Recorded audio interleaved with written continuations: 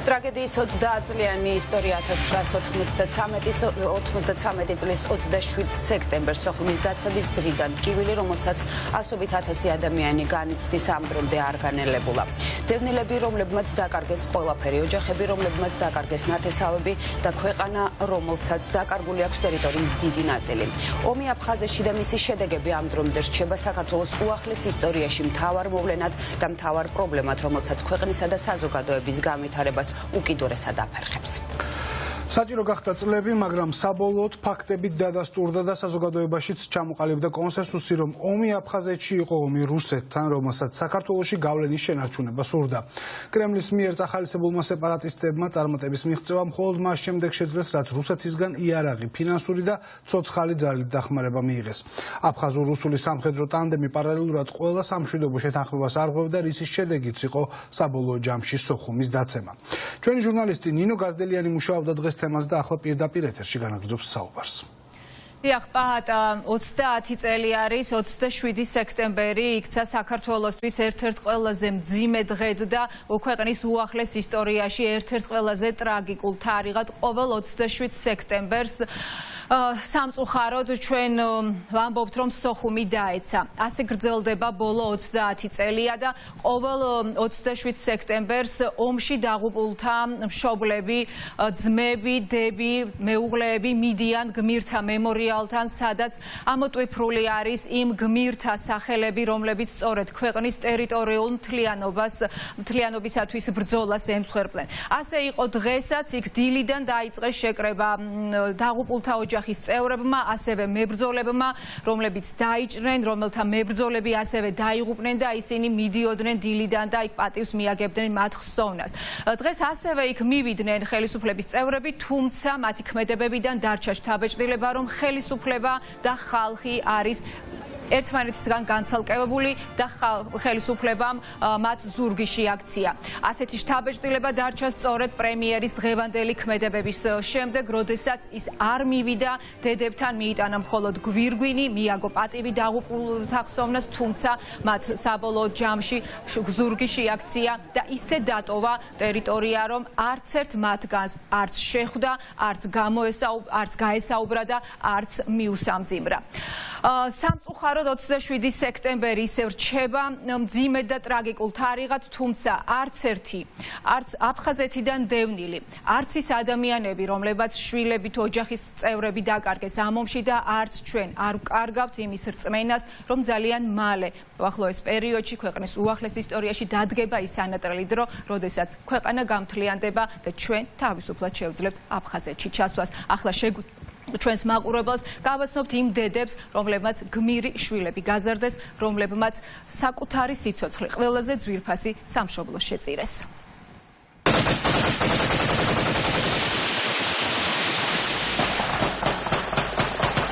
13 თვე და 13 დღე.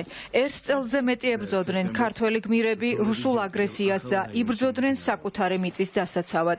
სოხუმი, გაგრა, ოჩამჩირე, ბზიფი, ეშერა.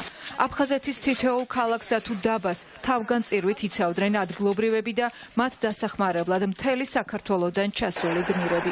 უმეტესობამ იარაღი პირველად აიღო, ზოგი პირველივე დღეს დაიღუპა, ზოგიც ბოლო დღეს სოხუმთან ერთად დაეცა. რუსეთთან უთანასწორო ბრძოლაში ყველაზე ძვირფასი სიცოცხლე გაიღეს სამშობლოსთვის, შვილებისა და მათი მომავლისთვის. დარჩნენ მარად ახალგაზრდები და დარჩა მოუშუშებელი ტკივილი, რომელიც 30 წელია არ განელებულა. ეს მემორიალი დაღუპულ გმირთა დედების უმეტესობისთვის ერთადერთი სანუგეშებელი ადგილია. ყოველ წელს 27 სექტემბერს სოხუმის დაცემის დღეს აქ მოდიან და ერთმანეთს ანუგეშებენ, უყვებიან გმირების ისტორიებს. ნუკრი დოლიაშვილი 1992 წლის სექტემბერს წავიდა ომში. დაჯგუფება თეთრი არწივის მებრძოლი იყო. პატარა რემბოს ეძახდნენ მეომრები. ომში წასვლის წინ ოჯახისგან პატიება ითხოვა, თუ ვერ დაბრუნდებოდა. წინათ გრძნობა აუხდა. მოხვდა. 1992 წლის 2 ოქტომბერს გაგრასთან ერთად თავადაც დაეცა ბრძოლის ველზე თანამებრძოლების გადარჩენის დროს. თბილისიდან წასული პატარა რემბო სამუდამოდ დარჩა აფხაზეთში. მე უსაფლავო შვილის დედა ვარ, შვილო, ამდენი 31 წელია ვეძებ, მაგრამ უიმედოდ. არა, ეს ერთადერთი ნუგეშია ჩემი, სადაც მოვდივარ, ხელს გადაუსვავ და ვეტყვი დედა გელანცვალოს. წამიყვანონ აფხაზეთში და იმ მიწას ვეზიაროს, სადაც ჩემი შვილის ძვლებია ჩამარხული. აფხაზეთის სოფელ მერხეულში სახელდახელოდ გათხრილ სასაფლაოზე დაკრძალა 19 წლის შვილი ლუდმილა დარჯანია. სოხუმში ცხოვრობდნენ, მშობლებს ომში გაეპარა და უფროს ძმას ამოუდგა გვერდში. მალევე დაიღუპა. შვილის ცხედარი მიწას მიაბარეს, მაგრამ ოჯახს აფხაზეთიდან გამოქცევა მოუწია.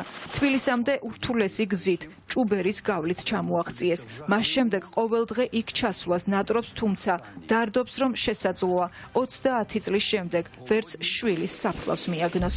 არ მინდოდა რომ გამეშვა ომში 19, რომელსაც ჯარიც არ ხონდა გამოვლილი, მაგრამ გამეპარა, თვითონ გამეპარა. ჩემი სოხუმი უნდა დავიცვაო და გამექცა და მომიყვანეს მე მთარი.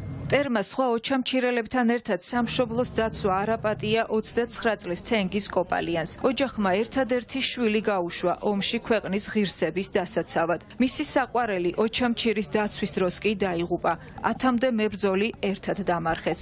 მშობლებს საფლავებიც არ აქვთ. დიშვილი არის ჩემი. დაღუპული. ოჩამჩირის რაიონში 27-ში გამოსვლის დროს. როცა გამოდიოდნენ ღამე ბიჭები, 45 ბიჭი, იმ დროს შეეჯახენ ერთმანეთს და აი მინდვრებში არიან დაყრილები.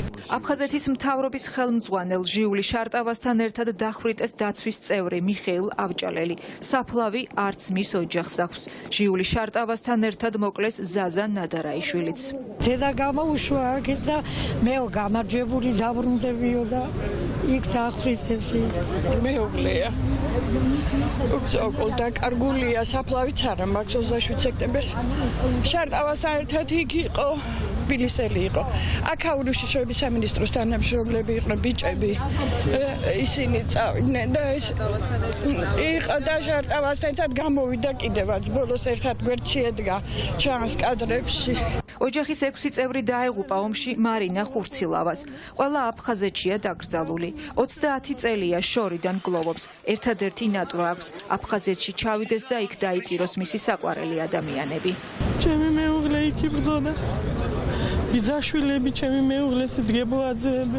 ჩვენ არ ვიყავით საფლავზე, მე არ ყოფილვარ, არც მიცვალებული მინახია და დღემდე ასე მგონია რომ მოვა და ველოდები დღემდე. ერთადერთი რამან უგეშებთ შვილმკვდარ დედებს. დაბრუნდნენ იმ ძვირფას მიწაზე, სადაც მათი სახლები და დაღუპულ გმირთა საფლავებია. მოვედეთ ვები ამ დღის აღსანიშნავად, რა თქმა უნდა, მაგრამ პროტესტის გამოსათქმელადაც თავი დაუხამხამებლად რომ მოდიან და დაყენებული სახეებით მოდიან, თორე ჩვენზე, ჩვენ დაკარგულ გმირებზე, ჩემ შვილზე არავინ არ ფიქრობს. დაბრუნებაზე არავინ არ ფიქრობს. იმედი რაც მქონდა დაბრუნების, უკვე გადამეწურა რა იმედი. მაგრამ იმედი მაინც არ მინდა რომ დავკარგო, იმიტომ მაინც ჩემი სახლის მე არაფერი არ მინდა აკროვა. ისევ ვიბრძოლებ, ისევ ვიამეყებ ჩემი იმით, რომ მე ჩემ სახლში დავბრუნდე. ყოველ წელს გმირთა მემორიალთან სულ უფრო ცოტა დედა მიდის, თუმცა მათ ცვლიან გმირების შვილები. ასე იყო დღესაც. შვილმკვდარმა დედებმა დილიდან დაიწყეს მემორიალთან გვირგვინების მიტანა. სანთლები დაანთეს და დაიტირეს შვილები, ქმრები, მამები, ძმები. დილიდან დაიწყეს მისვლა პოლიტიკოსებმაც. მთავრობის წევრებთან ერთად მივიდა პრემიერიც. თუმცა ნუგეშის მოლოდინში მყოფი დედები გაწბილებული დატოვა. ირაკლი ღარიბაშვილი მათთან არ მივიდა, არც მიუსამძიმრა. ხალხისგან მას პირადი დაცვა იცავდა. ღარიბაშვილმა შვილმკვდარ დედებს ზურგი შეაქცია და წავიდა. ვაი ამის თანამთავრობას, ვაი! მოდის ხომ და დედები ვართ ხო დგევართ მისვალებით მოვიდეს მოგვესალმოს სუხირი გამოთქვას რაღაცა მაინც დაგვენახოს რომ ზურავენ ჩვენთან საუბარი ქალბატონი მოდი ამ დადგებიანი ქვეთ ნახავენ საკუთარი ვენოგით გასწორ ადგილზე შემოbrunდებიან და მიდიან უკან მე ვერ დავინახე თანადგომა შვილის გადმოსვლება მინდა რამდენი წელია და დღეს ხვალ გვეუნებიან და მარტვილებენ ხულებს ამბობენ პრემიერთან უნდა მიმიშვათ უნდა უთხრა მას პატიოსანი სიტყვა იარ შეურაცხყოფას კი არ ვაკენებ კაცო კაცო სიტყვა უნდა უთხრა პატიოსანი პრემიერ-მინისტრს არ ვეჯგუფები და არაფერი არ მიშვებენ ხო ხედავთ ხახტო არ მიშვებენ რა მე მინდოდა მეთხოვა პრემიერისთვის რომ დაღუპული ბიჭების დედებთან მომძანდი და ნუგეში უთხარით ეს გრძელდება ყოველ წელს ეს არის ულამაზო საქციელი თაობა, რომელიც დევნილობაში დაიბადა, რას ფიქრობენ ახალგაზრდები, რომლებიც აფხაზეთიდან არიან, მაგრამ არასოდეს ყოფილან საქართველოს ამ მხარეში. ტრაგიკული მოგონებების ამ მძიმე ბავშვების მიუხედავად ყველა მხოლოდ სითბოთი საუბრობს ქალაქებსა და სოფლებზე, სადაც მათი მშობლები ცხოვრობდნენ. დევნილობაში გაზრდილი ახალგაზრდები ყოველთვის ამბობენ, რომ წარმოშობით აფხაზეთიდან არიან, სადაც დაბრუნება სურთ. და ყველა აცნობიერებს, რომ მთავარი წინაღობა ამ გზაზე არც ენგურის ხიდი, არც ქართველებსა და აფხაზებს შორის უთანხმოება, არამედ რუსეთია, რომელმაც ხელოვნურად შექმნა და გააღვივა სისხლიანი ომი საქართველოში. მინდა რომ სოხუმის სანაპიროზე ვისეირნო და კიდევ ოცნებაა რომ მამაჩემის სახლში ჩავიდე, რომელიც სოფელ ახალდაბაში, ლესელის 36 ნომერშია და მინდა რომ ჭიშკარი შევაღო და ვთქვა რომ ეს დღეც დადგა და ჩვენც დავუბრუნდით. ანა 1999 წელს თბილისში დაიბადა და აფხაზეთი არასოდეს უნახავს. ზუსტად იცის, რომ სახლში მალე დაბრუნდება, რადგან სოხუმის სანაპირომდე არც ისე შორია. ანა იმ ბავშვებს შორისაა მშობლები ძილის წინ ზღაპრების ნაცვლად აფხაზეთზე ისტორიებს რომ უყვებოდნენ. ეს თაობა აფხაზეთში უნდა დაბადებულიყო, მაგრამ ომმა მათი ცხოვრება სამუდამოდ შეცვალა. ჩემ ოჯახში დღე არ არსებობს სადაც აფხაზეთს არ ვახსენებთ. იმხელად კივილია, სანთესაოში არ მყავს ადამიანი, რომელიც იქედან არ არის. ადამიანი არ არსებობს, ვინც იქედან წამოსვლის მერე დაკარგეს. დღემდე არის ეგ ურთიერთობები შენარჩუნებული. ბაბუ იხსენებს ხოლმე იქაურ კარაქს და იქაურ ჩაის. სულ იძახის, რომ იქ რა გემოც ქონდა იმ ყველაფერს, ეგეთი გემო არასოდეს არ უგრძნია. აფხაზეთის ომი 1992 წლის 14 აგვისტოს დაიწყო. მეორე დღეს ანას მშობლებს ქორწილი ჰქონდათ დაგეგმილი. 14-ში დაიწყო ომი და 15-ში ჩემ მშობლებს უნდა ქონოდათ ქორწილი, რომელმაც ყველანაირი ცერემონიის გარეშე ჩაიარა უხმაურად, იმიტომ რომ ომი იყო დაწყებული და პარალელურად ჩვენი ქუჩის შემოსასვლელში იდგა ტანკი.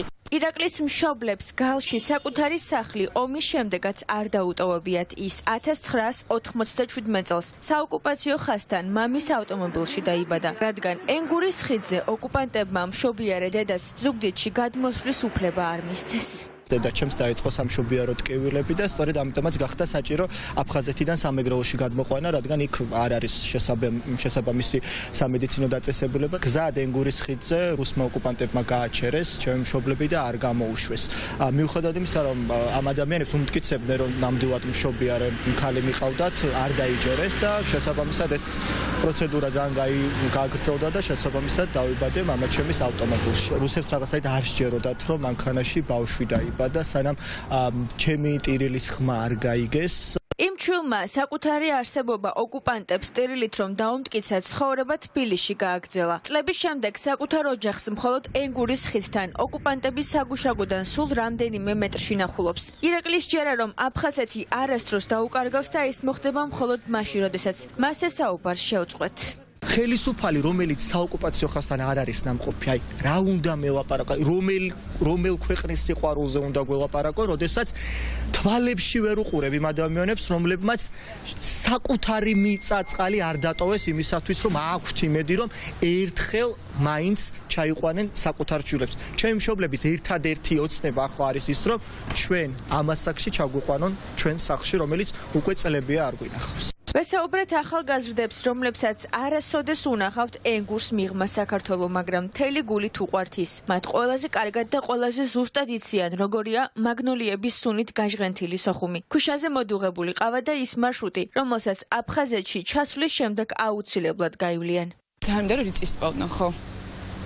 რაღაცნაირად აი სურათებიდან და დედაჩემის საუბრიდან გამომდინარე, აი რაღაცა ვიცი, რაღაცა არანორმალურად არაჩვეულებრივი ადგილი არის ძალიან. მინდა რომ უბრალოდ ვისეინო სოხუმში ზღვის სანაპიროებზე, მინდა ვნახო ბიჭვინთა, ბედიის მონასტერი, ხო, ასეთი ისტორიული ადგილი, რომელიც სამწუხაროდ ძალიან ცუდად გამოიყურება ახლა და ქართული კვალი ვიცი რომ საერთოდ წაშლილია ამ მონასტერზე. ნატალია 1995 წელს დაიბადა. აფხაზეთი არც მას უნახავს, მაგრამ კითხვაზე საიდან არის? ყოველთვის პასუხობს, რომ სოხუმიდან.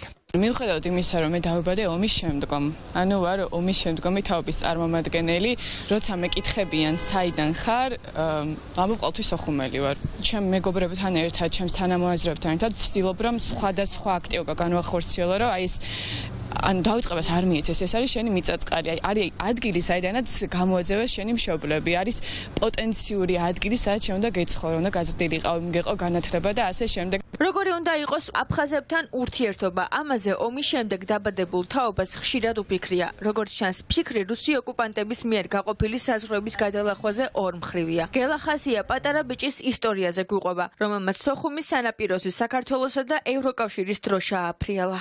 საქართველოს და ევროკავშირის დროშა ქონდა, პატარა ბროშურები ქონდა ჩატანილი, ასევე დროშა და ეს ყველაფერი ააფრიალა სოხუმის სანაპიროზე და შემდეგ რომ ეს საქართველოს დროშა არ გადაეგდო, მითხრა რომ გადავყლაპეო, იმიტომ რომ როინახათო შეიძლება რომ დავეჭირეთ. გელას ოჯახი დღემდე გალის რაიონში ცხოვრობს, მაგრამ სახლი უკვე 6 წელი არ უნახავს. ახსოვს, რომ სოხუმში ყველა ადგილი რაღაც ამბავს გვიყვება და შეერა რომ ერთ დღესაც ამ ამბებს საკუთარი ყურით ისევ მოისმენს. მანამდე კი ფოტოარქივში შემონახულ მასალას გვიზიარებს. ეს სოხუმში შენობებზე შემორჩენილი ქართული წარწერებია.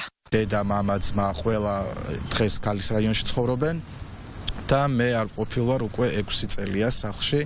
აი როცა აქ დავიწყე საჯაროდ რაღაცებზე საუბარი, ეს გახდა იმის მიზეზი, რომ უბრალოდ ფიზიკურად ვერ ჩავდივარ, იმიტომ რომ ჩამსვამენ ციხეში. ეგრევე გზნობს სუნს, როცა მანდ მივდივარ, აი სახლი ძალიან ახლოს არის სახლი, აი რაღაცა ორღობის გადახვალ და უკვე სახლში ხარ და ამას ვერ აკეთებ და ვერ იგებ რატო ვერ აკეთებ, იმიტომ რომ ის შენია, იქ გაიზარდე, იქ ჩამოყალიბდი როგორც ადამიანი და უცებ ვიღაცამ გადაწყვიტა რომ შენი გვერდ ჩახვალ. სხვებისგან განსხვავებით ბავშვობის ბუნდოვანი მოგონებები აქვს ირაკლის, რომელიც 12 წლის იყო, როდესაც მისმა ოჯახმა სოხუმი დატოვა. დღემდე უჭირს იმ 9 დღის გახსენება, რომელიც ოჯახთან ერთად ჭუბერზე გამოიარა. ჩვენთან საუბრისას იხსენებს, რომ სტუდენტობისას თბილისში სოხუმელი კლასელი დაუკავშირდა. ჩვენი დღეს გაისმა ზარი ჩემს სახლში და მირეკავს ჩემი თანაკლასელი, რომელმაც მითხრა რომ მოკლედ აი ესე გვინდა რომ გააკეთოს შეკრება და მოკლედ თუ შევძლებდი რომ მოსულიყავ. თითქოს რაღაც კავშირი აღდგა ჩემს ბავშვობასთან, იმ ჩემს აფხაზეთთან, როგორც მე მახსოვს და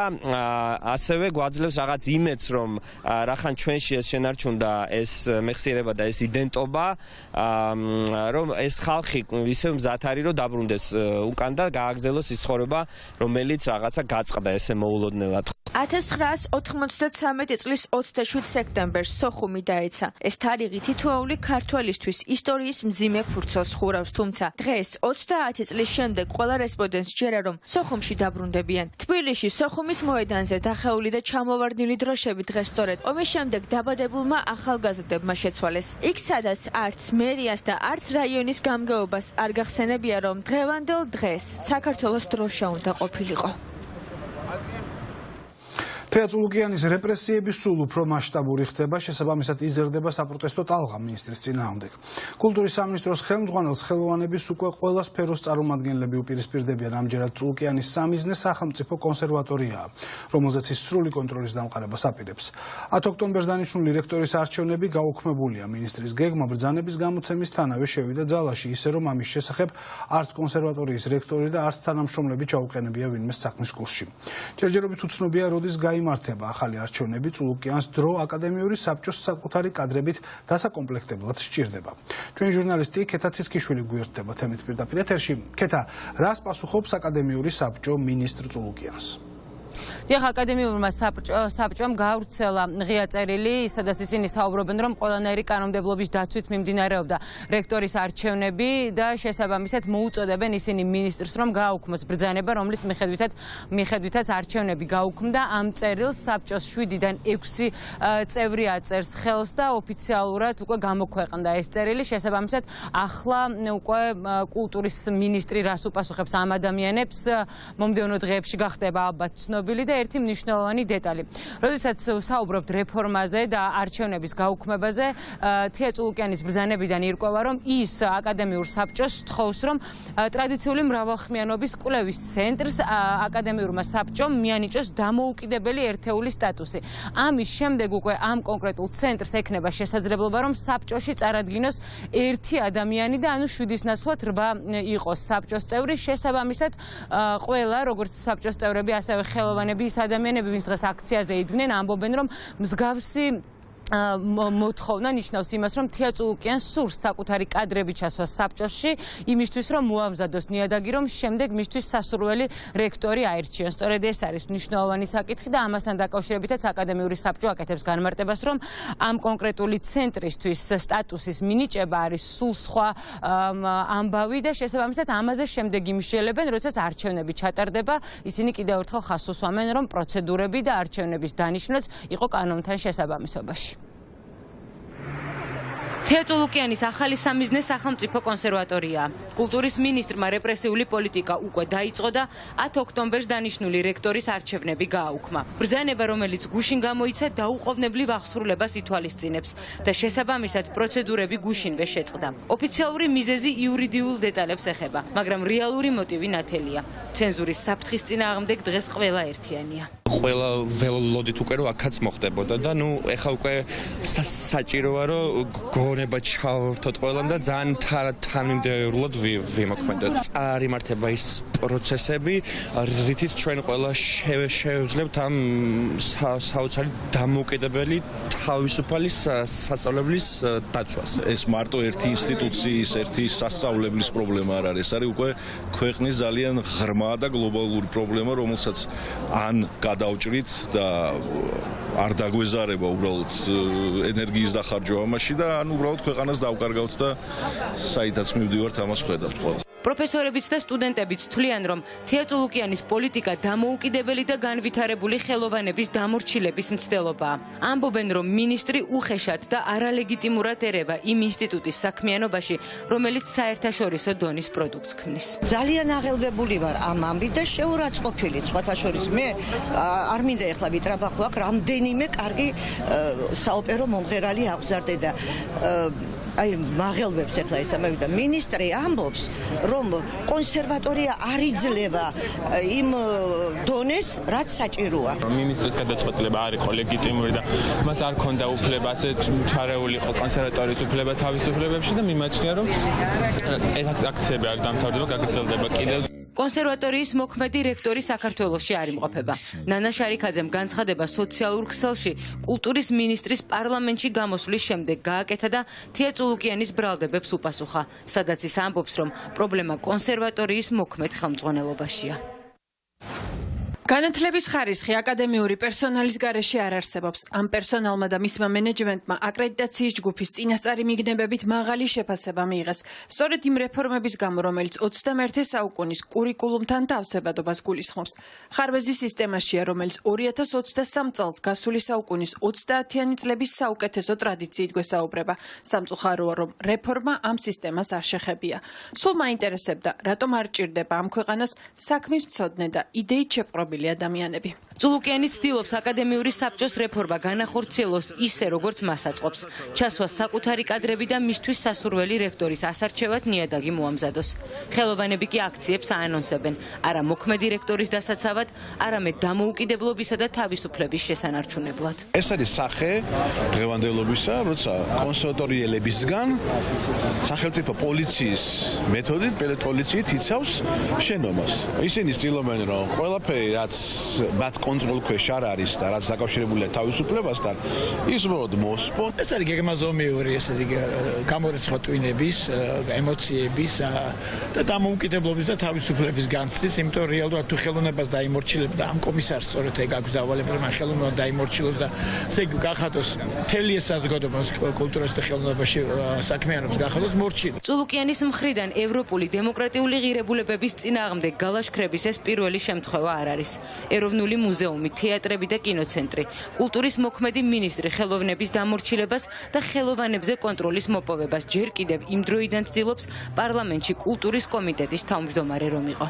წულუკიანს უნდა გაწმინდოს ველი ყველა იმ ადამიანისგან, რომელიც არ იქნება მისი მითითებების ბრმა და მორჩილი შემსრულებელი. მას მის ინტერესში არ არის თავისუფლად მოაზროვნე კრიტიკული აზროვნების მქონე ადამიანებთან თანამშრომლობა. მან განაცხადა, რომ შემდეგი გაჩერება იქნება კონსერვატორია და რა გააკეთა, გააუქმა არჩევნები. ეს არის სრული სიგიჟე და მე მოუწოდებ ნებისმიერ ადამიანს, რომელიც კულტურის სფეროში მოღვაწეობს და არა მარტო, რომ ეს არის შემდეგი კუნძული, რომელიც უნდა დავიცვათ. ხელოვნება დამოუკიდებელი, ცოცხალი და პოლიტიკურია. ახლა ყველა სფეროს წარმომადგენელი ერთიანია. ამბობენ, რომ არ გაჩერდებიან, სანამ გამარჯვებას არ მოიპოვებენ. აქციებიც გაგრძელდება და რეპრესიული პოლიტიკის წინააღმდეგ ყველა გზას გამოიყენებენ. ნიკამელიას პოლიტიკური გეგმები დატოვებს თუ არა ნაციონალური მოძრაობის ყოფილი თავმჯდომარე მთავარ ოპოზიციურ პარტიას უახლოეს მომავალში გახდება ცნობილი. მელია თანამოაზრეებთან შესახვედრად ემზადება. 7 ოქტომბერს ჩანიშნულ დიდ შეკრებაზე გაირკვევა საბოლოოდ გაიყრება თუ არა ნაციონალური მოძრაობისა და ნიკამელიას გზები, როგორც ოპოზიციონერი პოლიტიკოსი აცხადებს, ამავე შეხვედრაზე გამოიკვეთება მთავარი კონტურები, როგორ და ვისთან ერთად მიიღებს მელია 2024 წლის არჩევნებში მონაწილეობას.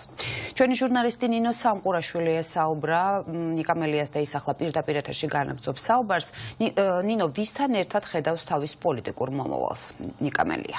დიახ, ნიკამელია ამბობს, რომ ახლა მთავარი არის, რომ შეკრება იყოს 7 ოქტომბერს ბილტმორში, სადაც მისი თანამოაზრეები შეიკრიბებიან და სწორედ ამის შემდეგ უნდა გადაწყდეს ის თუ ვინ შეიძლება იყვნენ მის გვერდით. ნიკამელიას თქმით, ნაციონალურ მოძრაობასთან არის ბევრ საკითხთან დაკავშირებით აზრთა სხვადასხვაობა, მეტიც არის ფუნდამენტური აზრთა სხვადასხვაობა გარკვეულ საკითხებზე და ამიტომ ასეთ ვითარებაში, რომ სულ კონფლიქტი იყოს პარტიაში, ჯობია რომ მოხდეს პარტიიდან გაცალკევება და ცალკე პლატფორმა შეიქმნას.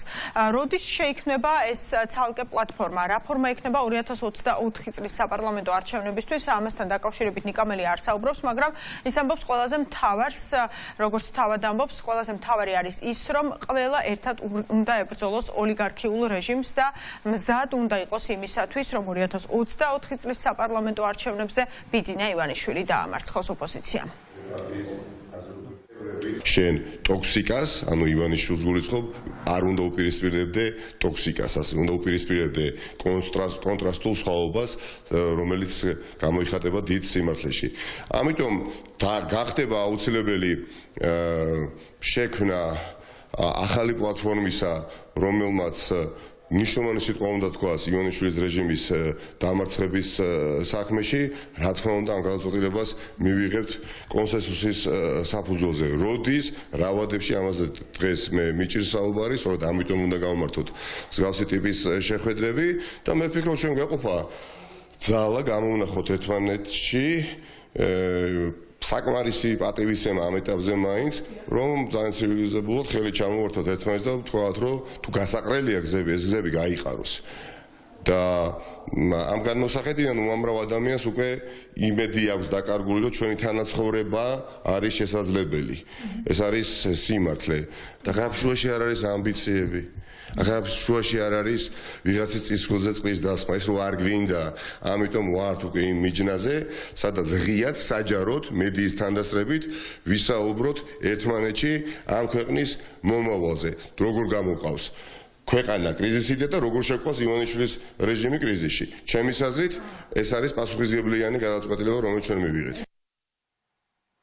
ეს არის ნიკამელიას განაცხადი, დღეს მას უპასუხა ნაციონალური მოძრაობის თავმჯდომარემ ლევან ხაბეიშვილმა. ლევან ხაბეიშვილი ამბობს იმას, რომ ნიკამელიამ თვითონ უნდა გადაწყვიტოს რა გზას ირჩევს ის, თუმცა ვინც პიროვნულ ამბიციებს გადააბიჯებს, ნაციონალური მოძრაობის კარი ყველასთვის ღიაა, ამბობს როგორც ნაციონალური მოძრაობის თავმჯდომარე, ასევე სტრატეგია აღმაშენებლის ლიდერი, რომელიც ახლა ნაციონალურ მოძრაობასთან ერთად არის ალიანსში. ისინი ამბობენ, რომ გამარჯვების პლატფორმას შეუძლია, რომ ყველა პარტია, პოლიტიკური ჯგუფი თუ ყველა კერძო პირი შეუერთდეს. რაც შეეხება ნაციონალური მოძრაობის ყოფილ თანაგუნდელებს, მათ ვინც პარტია დატოვეს და ახლა სხვადასხვა პარტიებში არიან გადანაწილებული, ისინი ამბობენ და ურჩევენ ნიკამელიას, რომ დროულად დატოვოს ნაციონალური მოძრაობა და მან აირჩიოს თავისი გზა და ასე უკვე ამ გზით ებრძოლოს ოლიგარქიულ რეჟიმს ქვეყანაში. ეს არის მისი პერსონალური გადაწყვეტილება, კიდევ ერთხელ ვიმეორებ, მნიშვნელოვანია ყველამ გააცნობიეროს, რომ პირადი ამბიციების გამო, პირადი წყენების გამო არ შეიძლება მთავარი მიზნის, ასე ვთქვათ, მიზნისგან გადახვევა, რაც არის ჩვენი ქვეყნის ევროპული მომავალი და რუსი ოლიგარქის წინააღმდეგ ბრძოლა. ამიტომ დაველოდოთ მოვლენების განვითარებას, ჩვენ საუბრობთ აბსოლუტურად ყველასთან იმისთვის, რომ უზრუნველყოთ მაქსიმალური ერთობა და თქვენ იცით, რომ ჩვენ გვაქვს გამარჯვების პლატფორმა და ამ პლატფორმაზე ცხადია ნებისმიერი ადამიანისთვის ღია კარი, ვისაც სურს ბიძინა ივანიშვილის წინააღმდეგ. არავის დახურულ კარს მიღმა არ ხვდები, საჯაროდ გვაქვს ეს კონკრეტული შეთავაზებები და ყველამ კარგად უნდა გაიგოს. ნაციონალურ მოძრაობაში განსაკუთრებით აღარასდროს დახურულ კარს მიღმა რამდენიმე ადამიანი გადაწყვეტილებას ვერ მიიღებს. ნაკლებად ვინტერესდები პირდაპირ გეტყვით ამ საკითხებით. ჩვენ ჩამოვაყალიბებთ გამარჯვების კოალიცია, სადაც ძალიან ბევრ ახალ ადამიანს ნახავთ ნაციონალურ მოძრაობასთან ერთად. სტრატეგია აღმაშენებელი არის გაერთიანებული ამ კოალიციაში და ჩვენ ვიბრძვით იმისთვის, რომ ევროკავშირი მოვიტანოთ საქართველოსთვის. ვიბრძვით იმისთვის, რომ საქართველო გახდეს ევროკავშირის სრულუფლებიანი წევრი. ამ ბრძოლაში ვინც თავის თავს ხედავს და ვინც ჩაერთვება, კარი ყველასთვის ღიაა. კარი ჩვენ არავისთვის არ დაგვიხურავს არასდროს.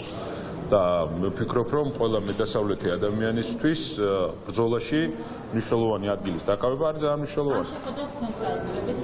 არც მსმენია ამ შეხვედრის შესახებ, თქვენგან მესმის პირველად. პარტიამ ალბათ უნდა იფიქროს ამაზე. რატო ხდება ესე, რომ პარტია პერიოდულად იცლება უბრალოდ წევრებისგან კი არა, არამედ ლიდერებისგან. ამთვის უცნობია, ამ ეტაპზე რას გეგმავს მელია ან ვინმე სხვა, ჩვენი პოზიცია, ლელოს პოზიცია თქვენ იცით რაც არის, რომ ჩვენ მიგვაჩნია, რომ ერთის მხრივ უნდა გავაძლიეროთ ჩვენი პარტიული დღის წესრიგი და ლელო როგორც პარტია, მეორეს მხრივ მზად ვართ თანამშრომლობისთვის იმ პარტიებთან, რომლებიც იზიარებენ ჩვენს ხედვას, რომ ამ ქვეყანაში ხელისუფლება უნდა შეიცვალოს მრავალპარტიული კოალიციით. მე ვერ გეტყვით როგორ იქნება ნიკას გადაწყვეტილება, მე პირადად თუ მკითხავთ, მე მას ვეღარ ვხედავ ნაციონალურ მოძრაობაში, იმიტომ რომ ის პრობლემები, რომელიც არის ამ პარტიაში, სამწუხაროდ ამ პრობლემებმა ბევრ ადამიანს არ მოგცა საშუალება, რომ ამ პარტიაში გავაგრძელებინა ჩვენი საქმიანობა. ეს არ იქნება ალბათ მარტო ნიკას გადაწყვეტილება, მიიღოს თავისი გადაწყვეტილება, როგორ აგრძელებენ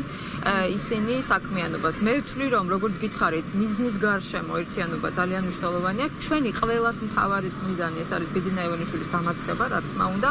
ამიტომ ვფიქრობ, რომ ეს გადაწყვეტილება უნდა ემსახურებოდეს გაძლიერებას ოპოზიციური ფრონტის.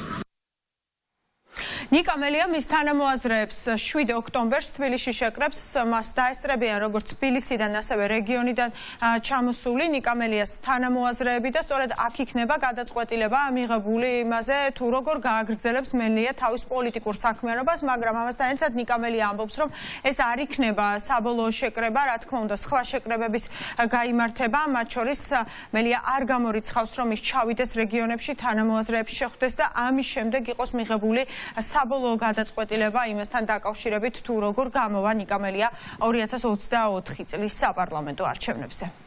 მადლობა ნინო სამყურაშვილი საუბრობდა პირდაპირ ეთერში.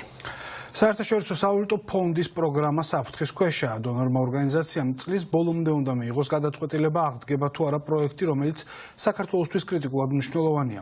პროგრამის შეჩერების საკითხი ეროვნულ ბანკში მიმდინარე მოვლენების პარალელურად დადგა დღის წესრიგში. მიუხედავად იმისა, რომ ფინანსთა მინისტრის პირველი მოადგილე დღეს ცდილობდა ოპონენტების დარწმუნებას, რომ პროექტის შეჩერება არ უკავშირდება ნათია თურნავას სკანდალურ გადაწყვეტილებას, ოპოზიცია დარწმუნებულია, რომ ქვეყნის მთავარ ბანკს და სრულიად საბანკო სექტორს ოთარ ფარცხალაძის პიროვნების გადასარჩენად კანონში შეტანილი ცვლილებები დიდი პოლიტიკური ფასი დაუჯდება.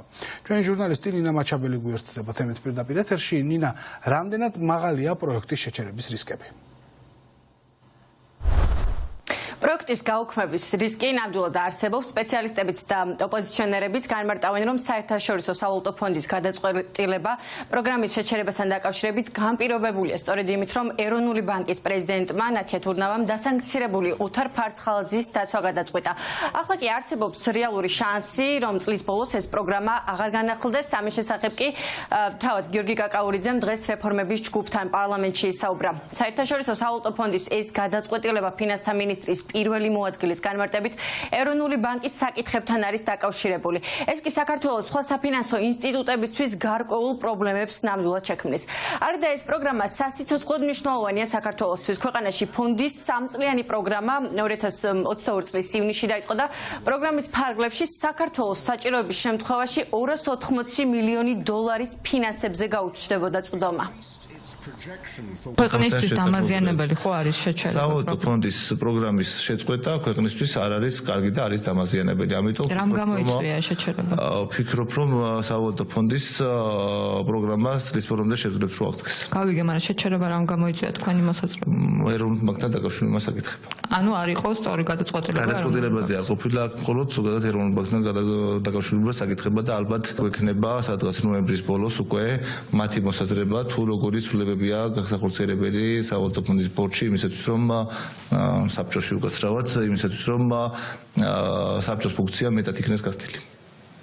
ანუ დამოუკიდებლობის ხარისხის პრობლემაა, როგორც ჩანს სავალუტო ფონდისთვის ეს არის. არა მხოლოდ არ არის დამოუკიდებლობა, მხოლოდ აქ არის უშუალოდ ანუ მოწყობა იმისი რა ქვია ეროვნული ბანკის ბორდის და რა ფუნქცია უნდა ქონდეს ბორდს. 2024 წლის ბიუჯეტში შესატანი ცვლილებების განხილვისას ცნობილი გახდა, რომ სუსის დაფინანსება 180 მილიონი ლარით იზრდება, შინაგან საქმეთა სამინისტროს დაფინანსება კი ორმაგდება. ყველაზე ხმაურიანი ამ თემის განხილვა აღმოჩნდა, სადაც ერთმანეთს სიტყვერად გიორგი კაკაურიძე და ოპოზიციის წევრები დაუპირისპირდნენ. რეფორმების ჯგუფის წევრების ინფორმაციით შინაგან საქმეთა სამინისტროში დამატებით 700 სპეცრაზმელის შტატი გაჩნდა, რისი საჭიროებაც ამ ეტაპზე მათი თქმით არ არსებობს. მათივე ინფორმაციით მხოლოდ ხელფასებისთვის 1 წლის განმავლობაში გამოყოფილია 20 მილიონი ლარი. ოპოზიცია კი ფინანსთა სამინისტროს მოუწოდებს, რომ ნაცვლად ახალი შტატების შექმნისა უნდა იზრუნონ ძალოვან უწყებაში დასაქმებულ ადამიანებზე და ხელფასები უნდა გაუზარდონ, რადგან ამ ეკონომიკურ კრიზისში პოლიციელების თუ სხვა პირების ხელფასებით თავის რჩენა ფიზიკურად რთულია. მინისტრის მოადგილეს კი ძალოვანი უწყებისთვის ბიუჯეტის გაზრდის მისეული ვერსია ჰქონდა. შეკვეთილია სამი ვერტმფრენი და ჯამში ეს სამი ვერტმფრენი არის დაახლოებით 80 მილიონი ლარის. თითქმის არც ერთ მუნიციპალიტეტში სამაშორო სამსახურის აღჭურვილობა არც მანქანა, არც სხვა მიმართულებები არ არსებობდა და იყო დაახლოებით 30-40 წლის წინანდელი შეძენილი ტექნიკა. ეს იყო რეალობა. შესაბამისად ამ რეალობას ჭირდებოდა გამოსწორება და ყოველწლიურად ხდება ამ მიმართულებით ტექნიკის განახლება. ანუ აი ამ რაღაცებში, ამ დამატებით საჭიროებებზე მიდის ეს. სამშვილიან ოჯახს როგორ შეიძლება პოლიციელმა პატრულ ინსპექტორმა არჩინოს ოჯახი და თქვენ 700 ადამიანს ამატებთ კიდე ხელფასები მოგემატებინეთ ამ ხალხისთვის. ხელფასები კიდე უნდა მოემატოს. მოემატათ ეს კიდე უნდა მოემატოს. იმიტომ რომ საჭიროება 20 მილიონი გაიზარდა. 20 მილიონი გვიჯდება ჩვენ 700 დამატებითი სპეცრაზმელი შენახო რომ ვცემონ. იმის მაგილოც რომ ხელფასი გაეზარდოთ 700 ახალი შტატი გაჩნდა. ეს არის 20 მილიონი. 20 მილიონი რომ დაგემატებინათ პოლიციელებისთვის, არსებულებისთვის შეიძლება ცოტა ხელფასი მომატებოდა. თავად გადათვლით უცბად და მითხარით, რამდენით მოემატებოდა. ამავე ხდომაზე ოპოზიციამ კითხვები დაუსვა გიორგი კაკაურიძეს ირაკლი ღარიბაშვილის დაპირებასთან დაკავშირებით, რომლის თანახმადაც 30,000 სტუდენტს 40 მილიონი ლარის დავალიანება გაუქმდებოდა და სტატუსს აღიდგენდა. ვინ გადაიხდის ამ თანხას? ფინანსთა მინისტრის პირველი მოადგილე განმარტავს, რომ ბიუჯეტიდან ამ დავალიანების სრულად დაფარვას არ უზრუნველყოფენ. ირკვევა, რომ კერძო უნივერსიტეტებთან დაიწყეს მოლაპარაკებები, რომლის თანახმადაც ყოველ სტატუს შეჩერებულ სტუდენტზე 20%-ს გადაიხდის სახელმწიფო, 80 კი თავად უნივერსიტეტი. ოპოზიციის მტკიცებით კი ეს არის დაშინება და დავალდებულება კერძო უნივერსიტეტებისთვის, რაც საკმაოდ ცუდი იქნება. კაკაურიძე კი ამტკიცებს, რომ თუ ამ წინადადებას არ დასთანხმდებიან კერძო უნივერსიტეტები, მაშინ მოლაპარაკებები გაგრძელდება და მათ ალტერნატიულ წინადადებას გააცნობენ. გმადლობთ ნინა მაჩაბელი საუბრობდა პირდაპირ ეთერში. საქართველოს ევროკომისიის ისტორიული და ყველაზე მნიშვნელოვანი გადაწყვეტილების მოლოდინშია ურსულა ფონ დერ ლაინის უწყება ერთ თვეში დადების დასკვნას, რომელზეც დიდწილად არის დამოკიდებული ქვეყნის ევროპულ ოჯახში გაერთიანების მომავალი. დოკუმენტის გამოქვეყნებამდე რადიო თავისუფლების ბრიუსელის კორესპონდენტი მთავარ არხთან იმ პერსპექტივებზე საუბრობს, რომელიც საქართველოს აქვს და ხაზგასმით გამოყოფს იმ ვალდებულებებს, რომელიც დღემდე შეუსრულებელია. ბრიუსელი დეტალურად აკვირდება რეკომენდაციების საკვანძო მუხლების შესრულების დინამიკას, რაც დამაიმედებელი პროგნოზების შესაძლებლობას არ იძლევა. ევროპის პოლიტიკურ დედაქალაქში განსაკუთრებით კრიტიკულად აფასებენ მართველი გუნდის პოლიტიკურ სვლას პრეზიდენტის იმპიჩმენტთან დაკავშირებით. ნინი ბალანჩივაძე საუბრა რიკარდ ჟოზვიაკს და ისახლა პირდაპირ ეთერში გვერდდება. ნინი, რა მოლოდინი აქვს ევროსაბჭოს გადაწყვეტილებასთან დაკავშირებით ჟოზვიაკს? დიახ, ტიკო, ჯერჯერობით პასუხი იმასთან დაკავშირებით გარანტირებულად მიიღებს თუ არა საქართველოს ევროკავშირის კანდიდატის სტატუსს წლის ბოლოს არ არსებობს, თუმცა რადიო თავისუფლების ბრიუსელის კორესპონდენტი მთავარ არხთან ინტერვიუში რამდენიმე მთავარ მიმართულებაზე ამახვილებს ყურადღებას, მათ შორის რიკარდ ჟოზვიაკს აქვს მოლოდინი, რომ შესაძლოა წლის ბოლოს ევროკავშირის კანდიდატის სტატუსი საქართველოს მიიღოს და ევროკავშირის 27-მა ქვეყანამ მიიღოს დადებითი გადაწყვეტილება, თუმცა ამ შემთხვევაში მთავარი როლი არის საქართველოს მთავრობაზე, თუ რა ნაბიჯებს გადადგამს საქართველოს ხელისუფლება დარჩენილ დროში. გარდა ამისა, რაზეც ამახვილებს რიკარდ ჟოზვიაკი ყურადღებას, ეს არის შეუსრულებელი რეკომენდაციები. მათ შორის არის რეკომენდაციები მართლმსაჯულებასთან დაკავშირებით, სასამართლო რეფორმები, ასევე პოლარიზაცია, რომელიც ძალიან მწვავედ დგას დღეს ჩვენს ქვეყანაში და სწორედ ეს რეფორმები უნდა შესრულდეს იმისათვის, რომ დადებითი იყოს მათ შორის დასკვნა ევროკომისიისა, რომელიც გამოქვეყნდება 31 დეკემბერს, რომელიც შემდგომ უკვე ცხადია აისახება საბოლოო გადაწყვეტილებაზე. რიკარდ ჟოზვიაკი ასევე არ გამორიცხავს იმას, რომ შეიძლება გარკვეული დათქმებით მიიღოს საქართველოს ევროკავშირის კანდიდატის სტატუსი და ამ შემთხვევაში გასათვალისწინებელი იქნება ჩვენი ევროპელი პარტნიორებისთვის ის, თუ სად დგას საქართველოს და რამდენად შესაბამისობაში მოდის ევროპის საგარეო პოლიტიკასთან, ვინაიდან ამ მიმართულებით ძალიან დაბალი არის მაჩვენებელი და ეს მაჩვენებელი შეადგენს 36%. გარდა ამისა, ბრიუსელში არის განწყობები პრეზიდენტის იმპიჩმენტთან დაკავშირებით შემდეგნაირი, რომ თუ ეს პროცედურა გაგრძელდება და გადაინაცვლებს საკონსტიტუციო სასამართლოში, ეს იქნება კიდევ ერთი უკან გადადგმული ნაბიჯი ევროინტეგრაციის გზაზე. ევროპელების მხრიდან დიდი ყურადღება ექცევა მედიის თავისუფლებას, მართლმსაჯულების დამოუკიდებლობას და პოლიტიკურ პოლარიზაციას. ასეა თუ ისე ეს იქნება პოლიტიკური გადაწყვეტილება, მიუხედავად იმისა, რომ თავად ამბობენ, თითქოს დამსახურებაზე დამოკიდებული გადაწყვეტილება უნდა იყოს. მათ არ სურთ, რომ საქართველოს ძალიან ჩამორჩეს უკრაინას და მოლდოვას, რომელიც უკვე ისედაც ერთი ნაბიჯით ჩამორჩა. საბოლოო ჯამში იქნება მწვანე შუქი და კანდიდატის სტატუსი, მაგრამ შეიძლება ამას დამატებითი პირობები დაამატონ. მე ახლა უბრალოდ ჩემს მოსაზრებას გეუბნებით, რომ შეიძლება დიდი მნიშვნელობა შეიძინოს 2024 წლის არჩევნებმა, თუ როგორ ჩაივლის ყველაფერი. საბოლოოდ ასეა თუ ისე იმისთვის, რომ მოლაპარაკებების ეტაპზე გადავიდეს ქვეყანა, უნდა შესრულდეს ყველა პირობა და შეიძლება საქართველოს კანდიდატის სტატუსის ეტაპზე საკმაოდ დიდხანს დარჩეს. მე ასევე არ გამოვრიცხავ, რომ მათი ერთ-ერთი დამატებითი პირობა ევროკავშირის საგარეო პოლიტიკასთან მეტი შესაბამისობა იყოს. ვფიქრობ, ევროკავშირის რამდენიმე წევრი ქვეყანა ღიზიანდება იმით, რომ საქართველოს ყოველთვის ქვემოთ მიიწევს იმ მიმართულებით, რასაც ევროკავშირის საგარეო პოლიტიკასთან შესაბამისობა ჰქვია. პრეზიდენტის იმპიჩმენტის პროცესი ძალიან უარყოფითად მოქმედებს და უკეთესი იქნება საქართველოსთვის, თუ კი ეს პროცესი ახლა შეჩერდება. საქართველოსთვის ევროკავშირის კანდიდატის სტატუსის მიღებას დღეს სოციალურ ქსელში გამოეხმაურა ვიოლა ფონ კრამონი. ევროდეპუტატი ხაზგასმით წერს იმას, რომ მარტო ევროკომისიას კი არ აქვს კითხვები საქართველოს ხელისუფლებასთან და პრობლემები, არამედ ეს კითხვები აქვს მათ შორის საერთაშორისო სავალუტო ფონდსაც და ეს გასაკვირი არ არის, წერს ევროდეპუტატი ტვიტერის ოფიციალურ გვერდზე, რაც შეეხება ოპოზიციის შეფასებას. ხელისუფლების ოპონენტების ერთი ნაწილი მიიჩნევს, რომ ქართული ოცნების პირობებში ზედმეტია საუბარი კანდიდატის სტატუსთან დაკავშირებით, ვინაიდან მართველი გუნდი ყოველდღიურად საბოტაჟირებს ევროინტეგრაციის გზაზე და მათ არ აქვთ იმის მოლოდინი, რომ საქართველოს მიიღებს კანდიდატის სტატუსს წლის ბოლოს. რაც შეეხება მეორე ნაწილი, ოპოზიციის მეორე ნაწილი ასევე არ გამორიცხავს იმას, რომ შესაძლოა გარკვეული დათქმებით იყოს კანდიდატის სტატუსთან დაკავშირებით დადებითი პასუხი, თუმცა ამ შემთხვევაში კანდიდატის სტატუსის შემდეგ მნიშვნელოვანია მაინც, რომ ქვეყანას ჰყავდეს პროევროპული ხელისუფლება. წინააღმდეგ შემთხვევაში თუ მივიღებთ ევროკავშირის კანდიდატის სტატუსს, ეს შეიძლება წლობით გაგრძელდეს და ამით ჩვენი პერსპექტივა ევროკავშირში გაწევრიანებისა არ გაიზარდოს. ჩემი მოლოდინი შესაძლებელია იყოს დაფუძნებული მხოლოდ იმ ოფიციალურ განცხადებებზე, რომელსაც ვისმენთ ევროკავშირის მხრიდან. ასეთი ოფიციალური განცხადება ზეპირი ანგარიშის სახით იყო, რომ 12-დან 9 რეკომენდაცია შეუსრულებელია და ასევე ბოლო შეხვედრა, რომელსაც მათ შორის მეც ვესწრებოდი ევროკავშირის უმაღლეს წარმომადგენელთან ბატონ ბორელთან, რომელმაც მან ღიად განმარტა, რომ საქართველოს ხელისუფლება არ ასრულებს რეკომენდაციებს და რომ დამსახურებით მიხედვით ხდება ევროკავშირში გაწევრიანება. ამიტომ მოცემულობა ძალიან უარყოფითია ამ კონკრეტულ მომენტში, თუმცა ასევე ვხედავთ ძალიან დიდ მზაობას ევროკავშირის მხრიდან, რომ საქართველოს ეს ისტორიული შესაძლებლობა არ დაკარგოს. როგორც მინიმუმ იქნება დათქმები, რა თქმა უნდა, და ძალიან მძიმე დათქმები ოცნებისთვის. სრულიად გამოვრიცხავ, არამც თუ ის რომ რაღაც ნაწილი შესაძლებლობა მაინც დავტოვოთ, სრულიად გამოვრიცხავ იმას, რომ იყოს დადებითი გადაწყვეტილება ოცნების დადებითი შეფასებით. ჩემი მოლოდინით ეს დასკვნა იქნება ვრცელი შეფასება 12 რეკომენდაციაზე, სამართლებრივი შეფასება და ყველა მიმართულებით პროგრესი,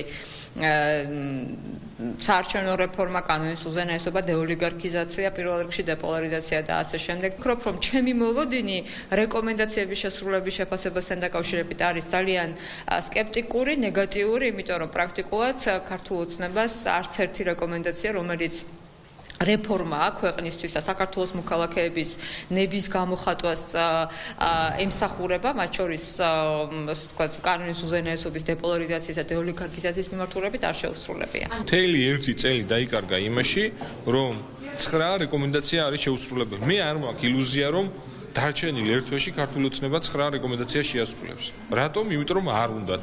პოლიტიკური ნების შემთხვევაში, ახლა ჩვენ რო ვიყოთ ოპოზიცია ხელისუფლებაში, რა თქმა უნდა შესაძლებელია ერთ თვეში 9 რეკომენდაციის შესრულება.